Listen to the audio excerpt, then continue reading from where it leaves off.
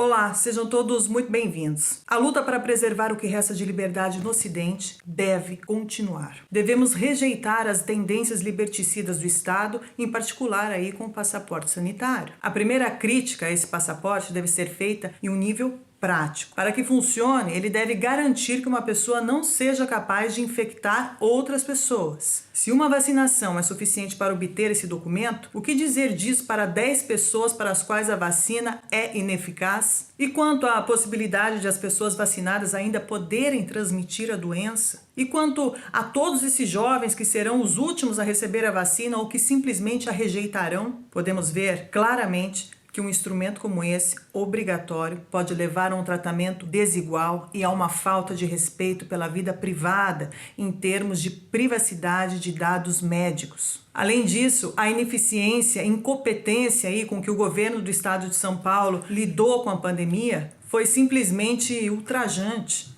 Além do show teatral aí posto todos os dias por João Dória e seus comparsas num palco cheio de ilusões, artifícios midiáticos e de propaganda no melhor estilo hollywoodiano, de filmes catastrofistas tentando vender para a população uma eficiência inexistente. O fato é que no maior e mais rico estado da União, esse que estufou o peito aí para falar que usou a ciência, morreram até hoje mais de 90 mil pessoas. Ou seja, 2.089 pessoas por 1 milhão de habitantes, o que coloca o estado de São Paulo, se fosse um país, no 7º lugar do mundo, muito na frente do Brasil. São Paulo foi o estado que mais usou as medidas restritivas, foi contra o tratamento precoce, fechou os hospitais de campanha e demonstrou total falta de planejamento e de arrogância, apesar aí de encher a boca para falar de ciência todo santo dia. As mortes em São Paulo por falta de leitos é a clara demonstração da incompetência e do pouco caso do gestor público, que é o preferido e o queridinho aí da grande mídia. Um grande líder não se exime de responsabilidade se escondendo atrás de mentiras ou usando um bode expiatório. O governador ainda defendeu a obrigatoriedade da vacina e apresentou uma vacina que tem uma eficácia somente de 50%, ou seja, complicando ainda mais a ideia de um passaporte sanitário eficiente. Mas o orgulho, do poder político não conhece limites. Então, os fracassos do passado não impedirão os fracassos do futuro. Além desses obstáculos práticos, não devemos subestimar a violação da liberdade pessoal que a introdução desse passaporte constituiria. No entanto, seria um erro e uma medida sem precedentes que destruirá a liberdade em uma sociedade que, de outra forma, seria livre. Ao contrário, essa medida seria apenas mais um passo no longo caminho de expansão do Estado que começou com a redemocratização do Brasil. Como relembra tão brilhantemente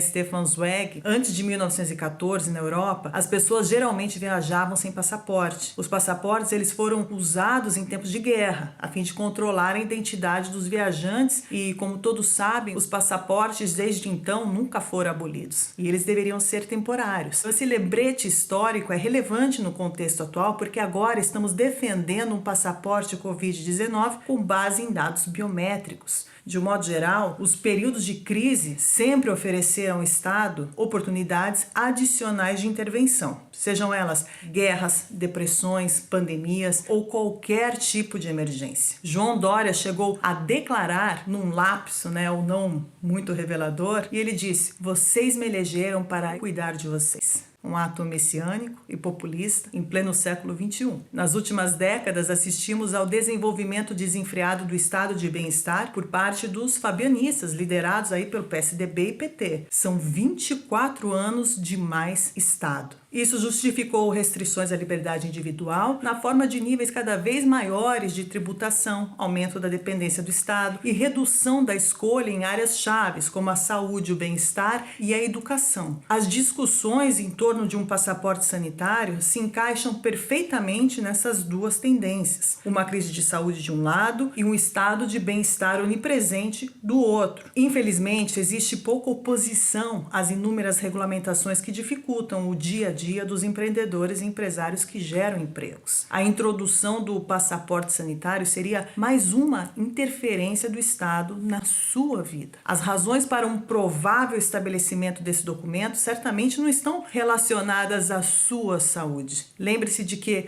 a idade média de morte da Covid está acima de 78 anos e que o excesso de mortalidade devido ao Covid é insignificante para pessoas com menos de 65 anos, como foi demonstrado pelo Prêmio Nobel Michael Levitt. Desde o início da pandemia, a proteção às pessoas do grupo de risco deveria ser feita, em vez de decretos generalizados que afetaram aí toda a população. A única abordagem do governo deveria ter sido isolar o grupo de risco, não apenas de um ponto de vista liberal, mas também de um ponto de vista da ciência e da saúde. Mas o espetáculo traz mais frutos, para o ego do narcisista. A introdução de uma identidade digital universal foi discutida nas mais altas esferas de influência, muito antes aí da atual pandemia. Isso faz parte do Great Reset, que é o programa que atualmente é promovido aí pelo Fórum Econômico Mundial, que se reúne anualmente em Davos. Eu já até fiz um vídeo para vocês. A crise pandêmica ofereceu ao Estado uma oportunidade excepcional para empurrar